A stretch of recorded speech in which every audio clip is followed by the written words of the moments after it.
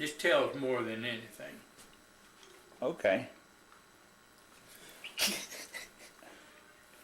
Got a bunch of things on. You can get the pictures of the thing. Let me tell you how it happened. I was in the USO show one night in a nightclub. Stop it. You want to leave?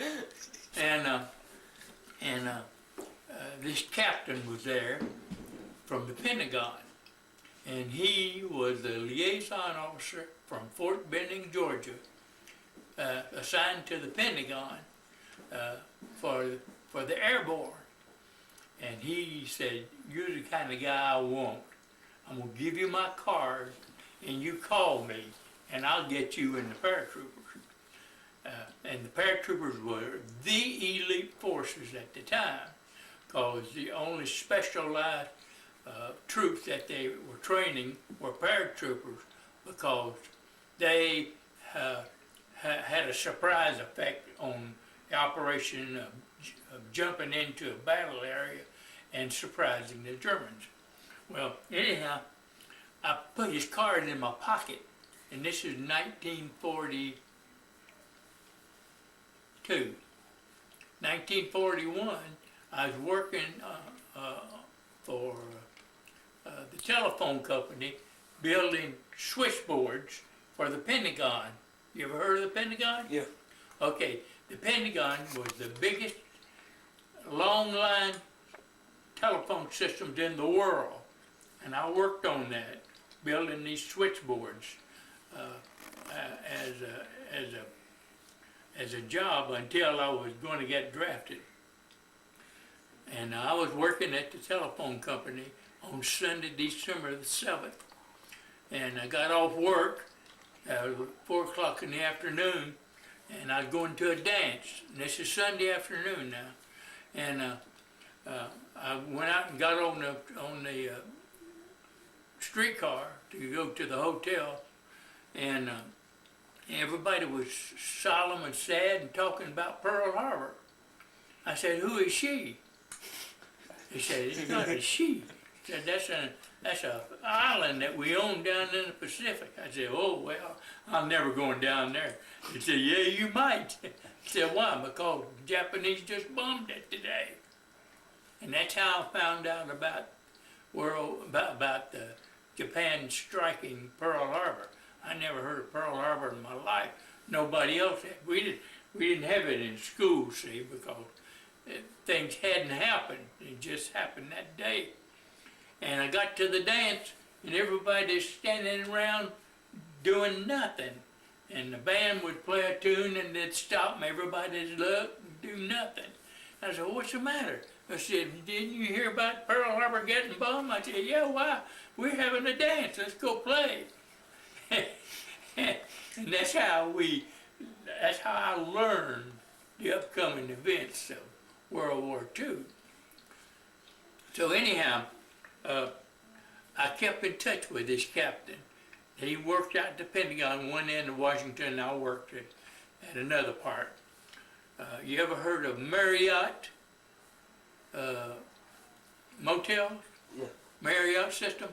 Well, Mr. Marriott, his name is Marriott, Mr. Marriott owned 13 root beer stands. And I worked for one of the root beer stands. And I was hopping curb making $100 a week. And that was 4 times as much as anybody in High Point was making as for any job. My daddy, he only made $16, $18 a week. And he was an expert upholsterer. He used to build these cabinets here, these things here. And all they were making was $16, $17, $18 a week, and they've been doing it all their life. And here I was hopping curb, making $100 a week, and I was really making some money. And that was in the years of what we call the zoot suit. Zoot suit was a peg leg pants and long jackets and chains, and I never wore a hat, but I always had a zoot suit because that was what the boys wore. Y'all wear blue jeans today. Well, I took my blue jeans off in 1937. What happened? I was working at an ice cream factory when I was 16 years old. Ice cream factory. The boss came to me one day and said, Jackson, you got to join Social Security. I said, what's that? He says, well, that's a government program where the government is going to take care of you after you retire at age 65. I said, 65? Nobody ever lived past 65. In those years, men died early in life, 50s, 40s, 50s, and some of them reached 60s, but very few ever reached 65. Anyhow, I said, what's the government going to do? He said, well, the government's going to take care of you, give you a check every month. I said, they are? I said, yeah. I said, you mean they going to give it to me? They said, yeah, there's some strings attached, but, and you'll find out about that later, but for the time being, I want you to give me all the information you can, where you're born, what year, and all that good stuff. And I said, okay, I'm going to tell you one thing I'm going to do. I'm going to take off these overalls, and I'm never going to wear them again. So I took off my overalls, and I never have worn them since. Not even blue jeans. I didn't even wear blue jeans either. So that's how I quit whenever the government told me that they'd go give me a pension whenever I retired in age 65. Anyhow, I kept in touch with his captain, and I got my notice that they were going to draft me. I was supposed to report for a draft in a number of weeks, whatever. So I called up this captain and told him. He said, well, here's what you do. He said, where do you want to go? I said, well, I want to go home. He said, what's home? I said, near Fort Bragg. He said, well, I'll tell you what you do. Go up and down the towns on the East Coast and tell them you want to enlist, and where are they sending them this week. And so when you find one that they're going to send them to Fort Bragg or to North Carolina, that's where you enlist. So what happened is I went up and down the coast and asked them where they're going to send the troops, the draftees. They said North Carolina. I said, where? Fort Bragg. I said, sign me up right here. And he also told me, he said, now when you sign up, put on their paratroopers, special paratroopers, don't forget. So I said, okay. So I didn't know the significance of that, but anyhow, I put information in my pocket. I went to Maryland and found a place, and they sent them to Fort Bragg that week, next week. So I signed up, and I quit my job and enlisted then. I was not drafted, I enlisted. Okay, so then sure enough, next week I got on the bus and went home and went to see my parents in High Point. And Dad said, what are you doing here? I said, well, I just enlisted in the Army, and I got to go to Fort Bragg for training. They said, oh, okay. Well, Daddy knew all about this because he ran a pool room. And he's around young men and boys all the time, so he knew about the draft and what was going on. And he had been eligible for World War I, but he had a mild physical condition, and they did not take him, so he did not have to go in the service World War I. So anyhow, he said, okay. He says, so you're going to be in for 13 weeks? I said, yeah, that's right. Now at that time, you had to go in the service, and you stayed 13 weeks for basic training, and you didn't go anywhere. I mean, you didn't go, you barely could do enough to go eat, go to the latrine, go to sleep, and go back to work. And that's what you did for 13 weeks. So I stayed at home this one weekend and then went down to Fort Bragg. got on the bus, went to Fort Bragg, and reported in, and they assigned me to a National Guard outfit. Now this National Guard outfit was from Pennsylvania, and they had all of the rank was taken. See, National Guard outfits, it's like National Guard here in Greensboro. You go to meetings, and they you earn your rank. PFC, corporal, sergeant, lieutenant, captain, on up like that. You earn it in your hometown. Well, I didn't have a chance. Here I am, North Carolina boy, in an outfit from Pennsylvania, in a National Guard outfit, and they didn't give me doodly squat. They wouldn't give me anything. The first sergeant got a hold of me, and he said, son, says, you just what I've been waiting on. I said, well, I'm not going to stay here. I'm going to transfer out. He said, you're not going anywhere. Ain't nobody ever transferred out of this outfit. I said, Sergeant, you're looking at the first one, because I'm moving. I'm not staying here. He said, yes, you are, and the first thing you're going to do is go do the darn latrine. So he put me on every crap detail that he could find. Guard duty, latrine duty, KP duty, pick up cigarette butt duty, clean the street duty, any duty you could think of, he put me on it, because I was his young meat, see. Well, I did my job. I went ahead and did all I did. I said, Sergeant, I'm still going to leave you. I'm not going to stay here. He says, I got you, son. You're not going anywhere. So he kept me on duty all the time. He worked me over like a darn train. What year did you, when did you go in? What year? I went in September of 42. And Pearl Harbor was in December of December 41. 41. So Yeah. this was about 9 months later. Yeah, about 9 months later. So the first sergeant, he just doted on me. He just wanted me to, because I was new meat to him, see. Of course, other guys had duty too, but I was his favorite because I was sort of smart alecky too. But I'd been in the service before.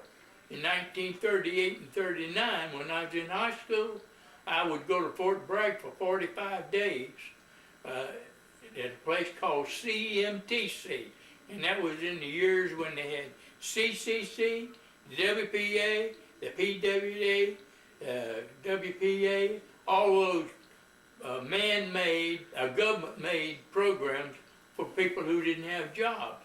And that's where they went to work. You know the City Lake out here in High Point?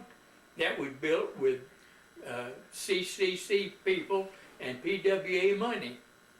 That's how High Point got a swimming pool. And if you notice, it's 5 miles from town. That was to include Greensboro and High Point and everything else.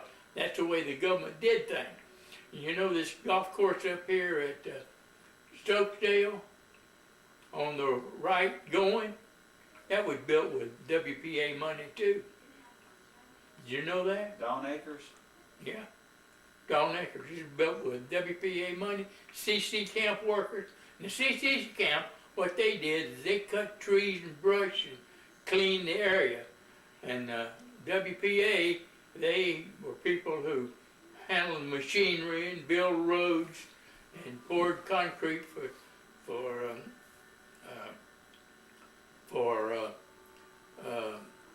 pools and sidewalks and stuff like that. And that's how men during the Depression had jobs. So, Anyhow. All right. Go ahead. What do you want? No, go ahead. Okay, so let's get back to Fort Bragg. So the sergeant kept me busy. Well, I said, Sergeant, you're not being fair with me. He said, son, you do what you're told and we'll get along. I said, I'm doing everything I possibly can. He said, yeah, you're doing all right, but says, you're gonna do this crap work. And he kept me on it. So one day, he put a notice on the bulletin board. Said, all those wishing to observe Yom Kippur, sign below. And so, I signed my name. And he gave me a 3-day pass. Now, I'd only been in camp about 2 weeks.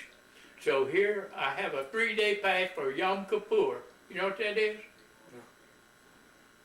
That's a Jewish holiday. And so he gave me a pass, so I went back home. I walked in the house, and Daddy said, "What are you doing here? You're supposed to be in camp for 13 weeks. You're not supposed to leave. You didn't quit, did you?" I said, "No, I got a 3-day pass." And I showed it to him. And he said, "What's it for?" I said, "It's for Yom Kippur." He said, "What the hell is that?" He didn't know what it was either. So anyhow, I spent the long weekend at home, went back to camp.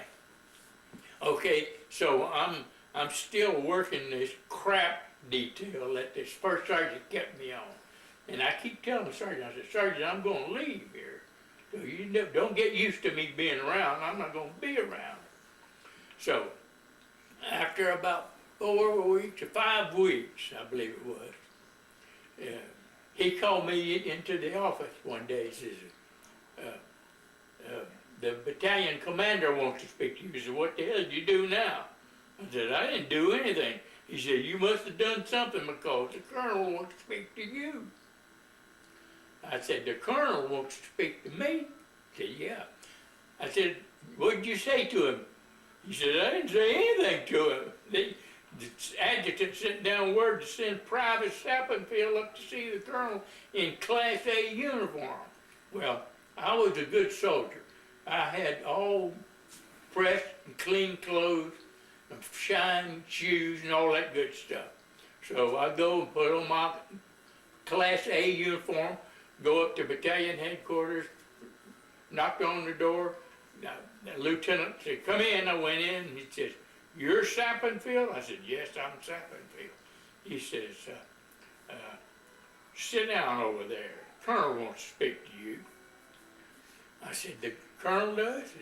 And he told me his name. Well, I didn't even know the colonel. Anyhow, he said, what do you do?" I said, "Nothing. I've been just working my BUT off ever since I've been here." He says, "Well, you're in basic training. You're supposed to be working." I said, "I understand that, Lieutenant." So anyhow, I sat there for about 5 minutes, and he said, "Okay, you report to the colonel and act like a soldier." So I said, "Yes, sir." And I've only been in the Army now, just a few weeks. Knock on the door, "Come in." So I go in. I walked in, saluted, standing at attention. I said, "Private Sappenfield reporting, sir." He says, "You're Sappenfield?" I said, "Yeah." And he lit into me, and for the next 15 minutes, he chewed me up one side and down the other. Now, what I had done is I wrote a letter to this captain in the Pentagon and sent it directly to him. Well, in the Army, you don't write letters to officers and not have nobody looking at it. They have to approve the letter that goes.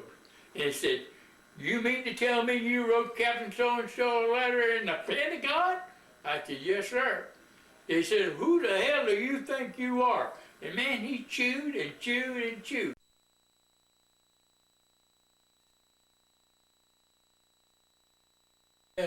A soldier, but that's all he was. He wouldn't do anything in barracks life like guard or KP or anything. He'd always screw up. He just didn't do those things, you know. But that's jumping ahead of my story. So Anzio, after they killed half of our people, they pulled us off the beach, put us on a British boat, and we set sail for England. And that was in June, beginning of June. Actually, that wasn't June. That was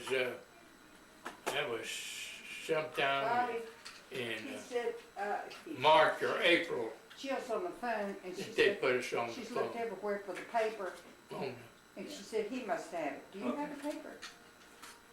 Okay. What do you want to do about it? We're okay. We're fine. You want me to just hang up? Or you want to speak to her? No, that's okay. Tell her that's fine. We're doing fine without it. Thank you. So we got on a boat, a British boat, and we headed for England. We were going to England, but we didn't know where in England. On that boat in that ocean, from right out of Naples. Seemed like to me it's about a little less than a week. And went to Liverpool, England, and then we got on train. And train took us to a place called Hinkley, Henkley, and that was a small textile town. You know what textiles are, all right? And Hinkley was about 4 miles from a bigger town named Leicester, England, and that's where we stayed until the jump.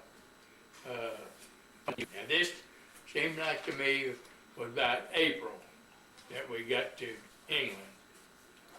And what we did there, we were parked in a YMCA, and that was our home while I was in England, in YMCA. And one day we were out marching, drilling, looked up in the sky and there's a plane up there throwing numbers. Drew a great old big 6 with smoke. We looked at this and look at that fool up there playing with arithmetic. Drew a great old big 6. Had no earthly idea what it was. And that was about a week later, they called us, "Get your pack, we're leaving." I said, "Where are we going?" I said, "We're going to the airport." So we got our pack. We always had a pack ready to go. All we had to do, grab it, put it on, grab your rifle, and head out. So you carried everything that you owned with you. And so they put us in the hangar, airplane hangar, and locked the doors and covered the windows and all that sort of thing. And they started giving us money. And they gave us French money, Belgium money, Holland money, Netherlands, Italian lira, and a couple other types of paper money, no coins, paper money that we would use wherever we're going to jump. So they kept changing the paper. Say, one period they'd give us one kind of money, then they'd take it up and give us another kind. So we never knew at any time where we were going. Because and that way there'd be no leaks getting out as to what was happening. And and then these planes were all ready and everything. And so they gave us French francs. And they said, "Okay, now line up. We're going to board the plane." So we then knew that we were going to jump on France. Well, we got on the plane. What was that 6 in the sky? Huh? What was the thing that they painted the 6 in the sky? What did that mean? The 6th of June was the day of the jump. Oh, okay. Remember? Okay, that was the start of the invasion. I see. Was that D-Day? Huh? That was D-Day. D-Day, yeah. But Oop. what day of the week was it when they did the 6 in the sky? It was In the sky. It was A week or two about before. Monday. okay. The following Sunday would be the 6th. I never will forget that. That was on a Monday, and it happened. I think it's about a Monday that they plane drew and the 6th. D-Day was on a Sunday. The D-Day was 6th of June, Sunday, yeah. So this was Monday. Alright, go ahead. Okay, so we're on the plane. Plane takes off. Now, mind you, I told you that we were only 50% strength, remember? Okay. Here we are flying towards the English Channel. And we get up and we fly for a few minutes. And then they turn the signal.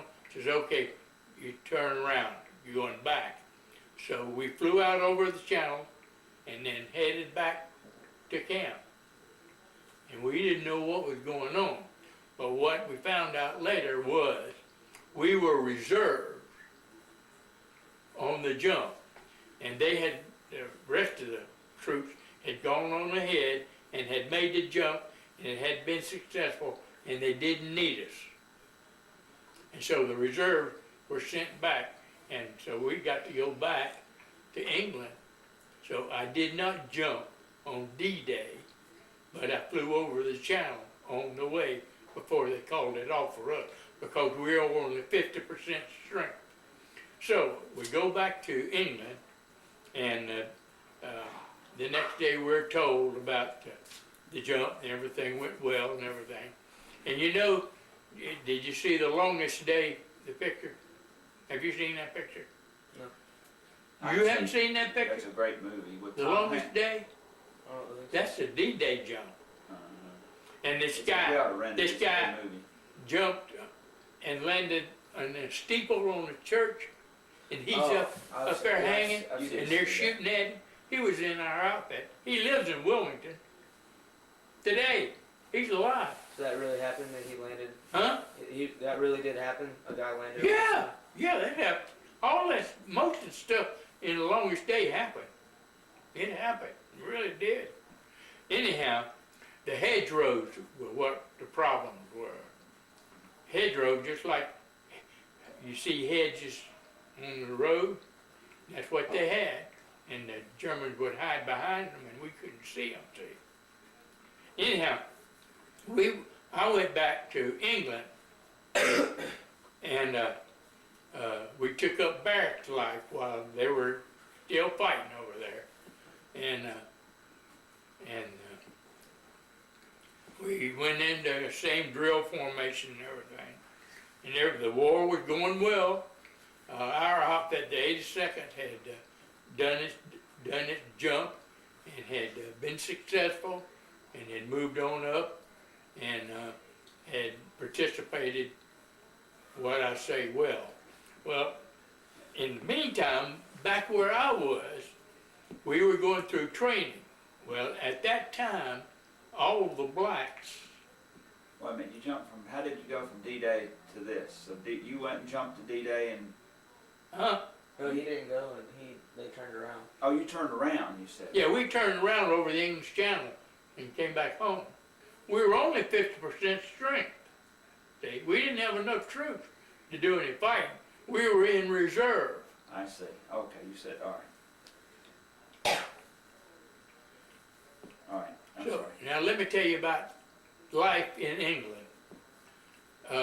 During World War II, we had black soldiers, but they were in quartermaster and ordnance and trucking and locomotive and outfits like that. They didn't fire, they didn't have guns. They didn't go in the front lines. I never saw a black soldier in the front lines later on in the war. Anyhow, we had none in the paratroopers. There were no black paratroopers in World War II. Anyhow, what happened, these guys who were in the quartermaster, they had all our clothes. And what they would do is they would steal boots and socks and food and everything and be friends with the neighbors who were English girls, white girls. Well, what happened is in England had colonies of black countries, and the only black people that English people saw were kings and princes. Well, the black troops found out about this. Some of them had taken history, studied history, and they found out that the only blacks who'd been to England were the royalty from the colonies. Well, the English girls just had a fit over that, because these blacks told them that they were princes, and they said, you marry me and I'll take you back to South Carolina and you can have a plantation. And they didn't even know what a plantation was. And neither did the blacks. So what happened, they made friends with English girls and started going with them, while these girls had already made friends with the boys who jumped. And when they started coming back home, they hung a few of them in Leicester, England. And you'll never hear about that. You never heard it from me or nobody else. But they got these blacks running around with these white girls, their girlfriend, and they hung them. Literally. One of them hung in the darn bell tower of a church. Anyhow, that didn't stop there. When we had another episode in Reims, France, that nobody knows about. I'll tell you about that a little later. Anyhow. How do you spell Lister, England? Huh? Lister? Leicester. How do you spell it? Leicester. Leicester. L-E-I-S. I don't know if it's in your book or not, but it's Leicester. Yeah. And I was in a place called Hinckley, Henckleyi, Hinckley. And that was the good life. But those guys that stole those white girls, they didn't fare too well.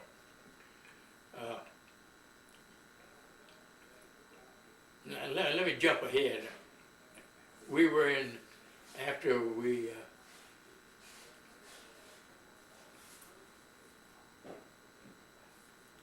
were in Chalon, France. Chalon was a place that had barracks, and French troops had been there. We were in Chalon, France. Chalon was about 8 miles from Reims, France. Now, Reims, France is the champagne capital of the world. The city of Reims is built over caves underneath where they store all the champagne. And I stayed down there one time 3 days and didn't move. Anyhow, when we got to Reims, we found the blacks again had been taking our boots. Now, nobody in World War II wore paratrooper boots, but paratroopers. And they were wearing our boots, and they were selling our boots, and all of our uniform. We had special trousers and jackets and everything, paratroopers did. And so the blacks and the white paratroopers got into a fight, and there were some killings. And one of the guys, white paratrooper, went into the black barracks and went up and down the road with a machine pistol and killed about 30 blacks. At that time, he ran back to the outfit and got a bunch of boys, and they went back in town and killed some more. But at that time, the commanders, General Bradley and his crew, were getting ready to take the 82nd Airborne and break it apart and send it to the four winds. You ever heard that expression? The four winds? Mm-mm. That means they take an outfit and disperse it, obliterate it, send it out all over to all the troops throughout the ETO. European theater because of that thing had happened. And if it hadn't been for the Battle of the Bulge, the 82nd Airborne would be no more today. Because what happened after that massacre in Reims, which nobody knows about, the Germans broke through at Bastogne, and one morning, about 3 o'clock in the morning, everybody was waking up, grab your pack, we're leaving. We put our packs on our back, went out and stood in line, and these 18-wheelers drove up. And we got crawled aboard the 18-wheeler, they closed up the back end, and for the whole day, next day, we rode all day. Didn't get out, stayed in that darn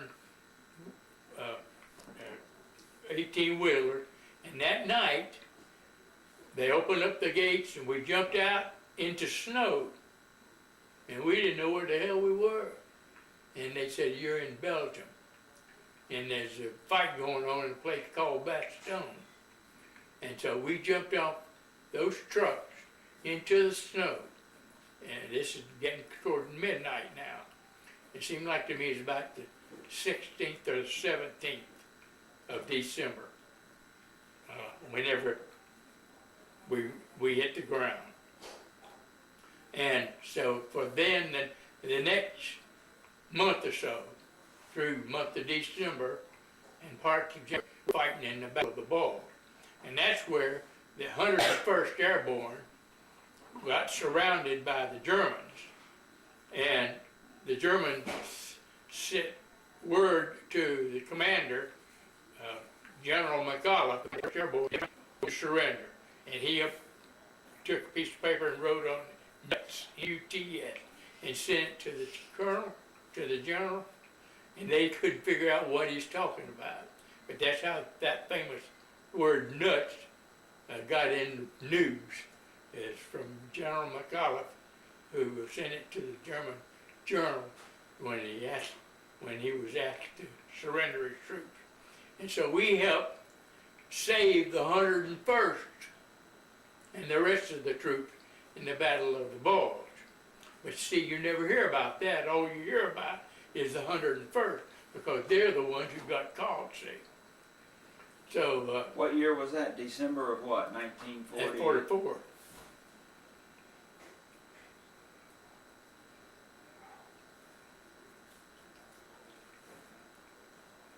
But that was in the Battle of the Bulge. The next, But you didn't parachute in there. You went by Huh? you went by truck. You didn't go by. yeah, that was truck. That was after Holland. Now I didn't tell you about Holland. One morning, they lined us up, put us on a plane. This was in September. Does he need to eat? I got some coffee and Does he need? cinnamon buns if y'all Are we want keeping something. him from eating? Doesn't You want to he eat something? No, in When it flakes out, you'll know. in '44, they woke us up. They get your pack. We're leaving. We went to the airport, got on a plane, flew to Holland, and jumped. I think it's the 16th or 17th of September that we jumped on Holland. in 44? Was this before, That's 45. is this after you rescued the 101st? Huh? Is this after you rescued the 101st Airborne, or just before? Before what? The Battle of the Bulge was. The Bulge was after Holland. Okay. So what happened, we had jumped on Holland, stayed there a while, and finally came back to Chalon, France. That's how we got to Chalon, that I told you about, and tell you about Reims. So So when you we had jumped in already Ho- been to Holland. What'd you do in Holland? Did you get rid of a bunch of Germans there, or Huh? was there a bunch of Germans there you had to? Where? In Holland. Yeah, all German. And what'd you do? The Holland people speak German. Did you push them out? No, I mean, the We enemy. killed them. So what happened, our objective was to take this bridge, and the Germans were on the other side, and they had the bridge primed to bomb. And we had to cross the river in open boats to get to the other side because the British paratroopers who jumped in Arnhem got caught. And Montgomery, he wanted to be the hero of the Holland jump, so he assigned the British Airborne to jump on Arnhem, and they got suckered in, and the Germans captured them. And we had to go across the river. And also, in addition to going across the river, and they're shooting down you at the water, and you're in boats now. And these boats don't have motors, some of them did. We had to paddle across the river, and we lost a lot of men going across the river. But they defused the bombs on the bridge and saved the bridge, and the tanks were able to go across and help mop up after we got across. So that was essentially the battle of the Netherlands.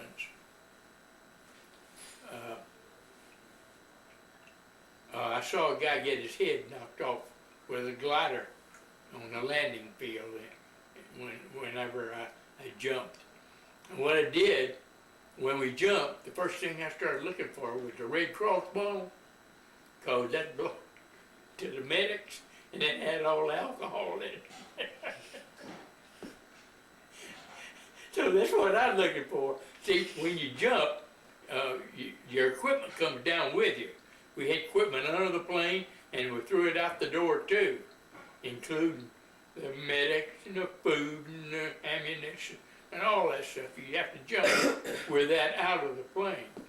And I was looking for a package bundle that had the Red Cross on it, because it had the liquor. But what happened? Some of the planes crashed, and all of the gliders crashed. They didn't save a single glider, and they were over in the woods, and these Air Force people, they were scared to death. Those that survived, all they had was a handgun. See, they didn't have rifles or anything, and all your glider pilots, most of them were sergeants or warrant officers. They were over there hiding too. They didn't do a whole lot of fighting, although they were part of the Airborne. And this glider came in, and what happened, the glider could haul jeeps, and when it hit the ground, if it hit wrong, the jeep would go right straight on through the cockpit and kill the pilots and everything right out into the field. When it lands, boy, I tell you, it's messy. But that was war, and they were shooting at us. That's another thing. That's what scared me. See, a C-47 has thin skin about that thick. That's all. And metal burst from bombs to go right through planes, see. And when we were flying over, while they were shooting at us. But they didn't know we were coming either. They were just lucky. Wait, so what are you talking? You were talking about you were going across a river in the boat, and then. Huh? What, about the boat? You made it to the other side and beat the Germans and saved the bridge when you crossed the river. Well, the engineers were the ones who were able to disarm the bombs on the bridge. But the other side was shooting machine gun and all the time. And how did you get to what you're talking about right now? Huh? How did you get to what you're talking about now? What do you mean? He just kind of changed to a different scene. In Arnhem? Arnhem was the place that the British Airborne jumped and got caught. Yeah. The Germans pinned them down, they And couldn't move. And then We you had to go across- rescue them. by crossing the river. We couldn't go across the bridge because They had bombs.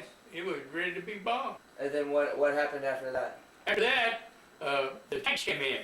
That's when Yeah. Patton and this crowd came in on the bridge, and was able to mop up with the tank, which was a big deal, see, because we didn't have, all we had was handguns, see. When you're a paratrooper, that's all you got is handgun. It's you and whatever. Of course, we had orders where we could lob shells in. Yeah. But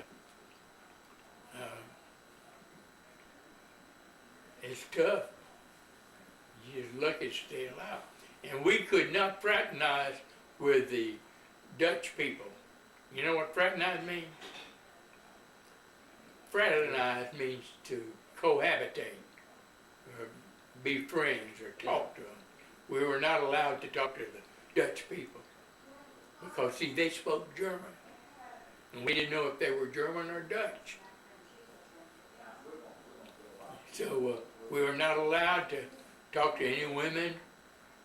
Of course, the men, they'd come out with their hands up. They wouldn't dare face an American soldier. He'd kill them.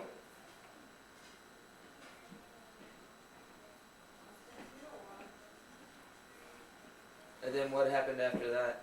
After that, Yeah. well, after that we went back to Chalon, in Chalon, France, where I was telling you about before, Harlem. And from there, we went to Cologne. You ever heard of Cologne? Cologne was a great big town in Germany. It had a famous cathedral, and I was in that cathedral. That was the only building that the U.S. Air Force left standing. And there was a river there too, and I crossed the river and ran into a building. The building was so camouflaged that it didn't even know it was there. And what happened? It was the Ford Motor Company. Ford Motor Company building, and Germans were guarding it. And that was their job, to guard that Ford building. And I walked into it. Didn't see it. In the middle of a river? Yeah, we had to cross the river. And then was it right out at the? Huh? Was it right next to the river? It was on the other side of the river from Cologne. I went through Cologne, and incidentally, let me tell you about Cologne. One of the guys fell in a hole in downtown Cologne, and he fell in the basement of a restaurant that was a wine cellar, and we made him stay down there for 3 days, handing up the wine.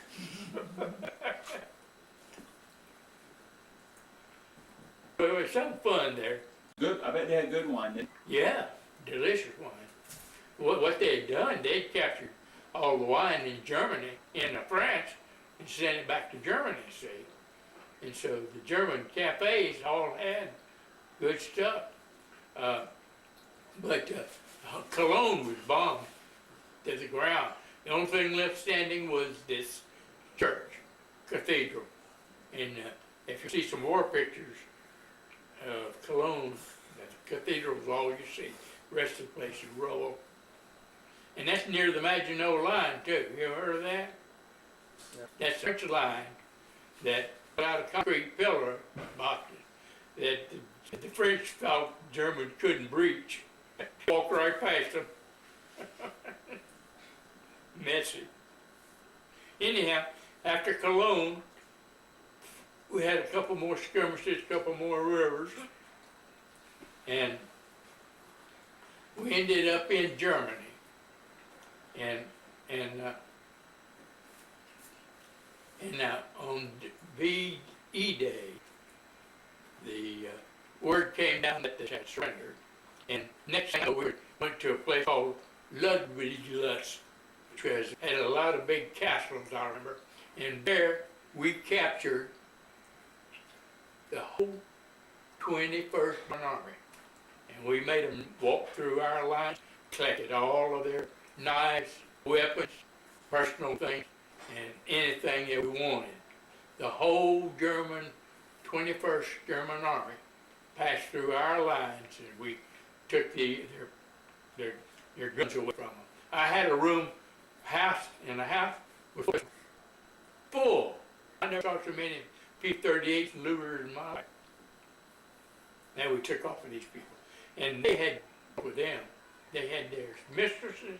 The German officer did. And the Russians I met was a tank outfit, and I met the lieutenant. Was a girl. The Russian army had their women in officer ranks, directing traffic. We didn't know that, see. And I ran into this squad of them, and we were in this little town, and walking by a shoe store now. And in this shoe store, big plate glass and everything, I saw some shoes in there, and I stopped and looked, and the Russian soldier standing by my side said, "You won't?" Motioned to us. We could speak Russian. You like or you won't, whatever. I said, yeah. He took his rifle, busted the damn window, walked in there and picked up, fired that ear. That's the way the Russians were. Now, Mickey Mouse watch? Yeah. You ever seen one? Mickey Mouse watch, you can see the hands move. You know how much they sold for? $500. You know why? Because they could see the hands move. They give you $500. And let me tell you what we did. We got a couple of NPR bands, put on two of our guys, and we sold a Jeep for $45,000. Now what happened, the Russians do not get paid by the month or a week or anything. They get paid by the war. So what had happened is they were all walking around with satchels full of money because they'd been in the war. They were still living. And what had happened is the U.S. government made the plates for the German mark. We made the plates for their money after the war. And we gave the money to the French. See, in Berlin, it was divided into 4 sections. Soviet section, East German section, which is Soviet, British, French, and American, and German. And the U.S. printed the money in marks and gave them to all these companies, and the Russian army paid off their men, and they was walking around with a satchel full of money. Well, we sell a Jeep for $45,000 on this corner, and we'd take their money, and they'd get in the Jeep and drive up a block, and the MPs would stop them, had MP bomb rats on, stop them, and take the Jeep away from them. And we'd bring the Jeep back down, sell it again, $45,000. So we know. And my job in Berlin, I was on occupation duty in Berlin, which is the best job in the Army. I had charge of all the baseball, football, softball, tennis balls. I didn't see any golf. Officer liquor, all that stuff, and 3 nightclubs, and 1 ice cream parlor, and 1 hotel. You see Soviet soldiers floating down the river at night. Somebody killed them, throw them in the canal, and floating down the river. There's something, the Soviet soldiers, man. See, Soviet people were not educated. They didn't have school. All they had was war and the army. And that's all they knew. They could speak a language, but you didn't know what language it was. Because it wasn't a normal language type thing. And most of the girls in Germany were drafted from other countries, Czechoslovakia, Italian. So all the girls that you were able to meet, if you met them, was from some other country. The Germans had imported them into Germany to do the slave work. They were factories and the stations and the stores and stuff like that. I had an office big as these 2 rooms here in this great old big mansion where I used to Like dole out stuff. Back when you were like in the field and all, what would you sleep in tents and just eat out of Yeah, we sleep in K rations and we'd sleep in tents, little tents, pup tents, and if we were lucky, we could find a place to sleep in a house or something. We'd walk in, take it over, but we had K rations and C rations. C rations in a can, K rations come in a Cracker Jack box, and I always had that came in every K ration. See, it had cigarette bar, crack, meat, and bread in a Cracker Jack box. Cracker Jack, and that's the box they put them in. And you always carried one with you. The C ration, a big box, and it would feed enough about, I'd say 20 people. And we'd always find somebody who could start a fire and put the cans on the fire and eat out of it, and whatever. Occasionally, in Italy now, we were around a lot of cows. Mussolini had given them a cow for their farm, which they used to milk and butter and that sort of thing. And then they'd shoot down there and kill them. Well, when they'd kill them, we'd drag them over, and we had a couple butchers in the outfit. They'd slice them up, and we had steak a lot of time from the cattle that we killed from regular fire. So we had some food sometimes. One time we shot down a plane in Italy, and it crash landed, and we put it back together and flew that son of it. Observation L-19, observation plane. I flew that thing too. See, I knew how to fly. Fun, fun, fun. But we didn't have to do much jumping those days, because we were out there fighting. It wouldn't pull you off the line.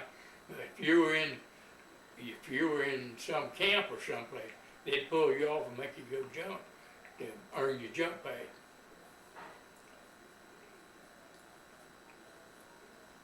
Robert, what else do you need? Do you have enough to write your? Probably. I took some notes. By the way, going over to Africa took 29 days. Bobby, listen to this. 29 days dodging submarines on this ship called the Joseph F. Hughes. Went out of Hampton Roads, Virginia, and we ran out of food. So you went to Africa after you went to? No, I went to Africa first. Oh, before you went to England. Yeah, my first station was Africa. And what happened, got on the boat in Hampton Roads, 29 days, we ran out of water, food, provisions, everything. And we've been straight. Every time they'd come by, they'd shoot at us. And we ended up in the Rock of Gibraltar, which was a British possession. And we stayed there for about a week getting provisions. And then from Gibraltar, went across the neck there to Oran, North Africa. And that's where I first joined the 82nd Reserve. And while I was in Africa, we lined up one morning and had what we call roll call. And then the captain says, how many people here went to high school? I'll hold my hand up. as did a few others. I had finished high school. And so he said, anybody here speak French? Nobody raised their hand. Anybody here know French? Nobody raised their hand. Said, anybody ever had French? I said, I had French. He said, you come here. So I went, and he gave me a job. He gave me a job. I had to go into this African town, provisions. And so I went into this town with, he gave me a driver and a jeep to get provisions that he wanted. And I went into this place to order something, and I tried to speak French, my high school French, and they say, ah, Parisien. And I look at them, because they didn't know what they were about. Parisien. Said, you from Paris, huh? I said, no. No, I've never been to Paris in my life. Ah, yes you are. Parisien, I could tell. I know, Parisien. After the war, I came home. I looked up my French teacher. You know where she studied? Paris, France. I had the Parisian accent. Because of your teacher. But these Africans, they didn't, all they had heard, the strangers from Paris, from France itself. This was French Morocco. France owned, or not owned, but they controlled French Morocco. Spanish Morocco was next door. That was Spanish control. And French Morocco was controlled by French Foreign Legion. And I pulled guard duty on the Mediterranean coast right beside French Foreign Legionnaires. And they'd come over, want to talk to America. And a couple of guys were from the United States in the French Foreign Legion, because they had murdered people in the United States, and they joined the French Foreign Legion, and they can't touch them, see? They don't, the French Foreign Legion don't, once you're in there, they don't let your secret, huh?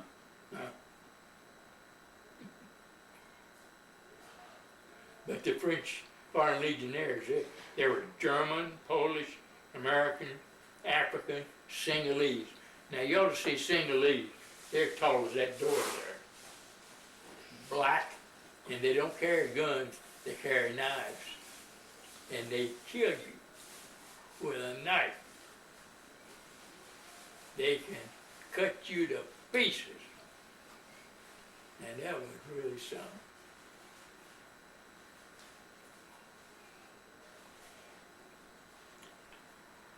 Wasn't all in drama. They hung a guy while I was in Oran.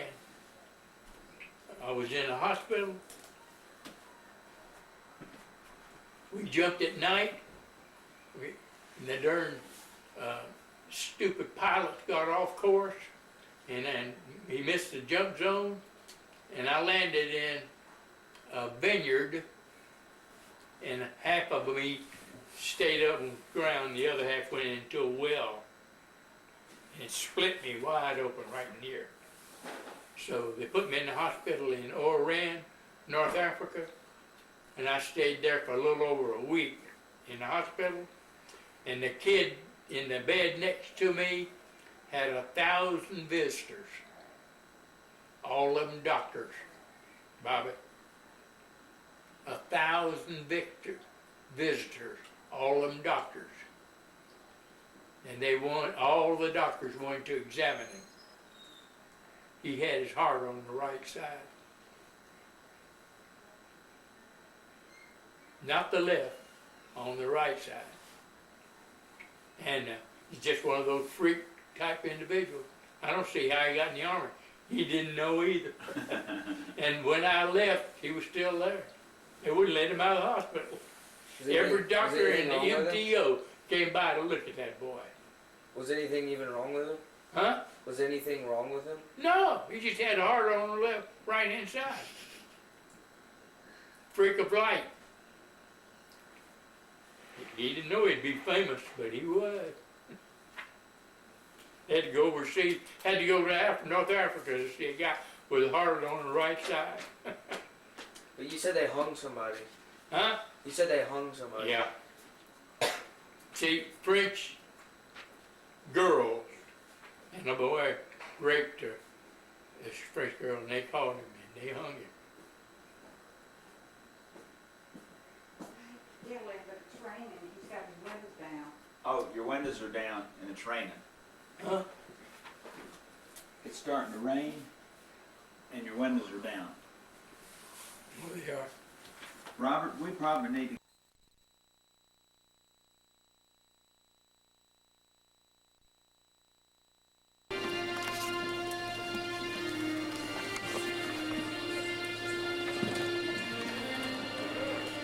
We do apologize.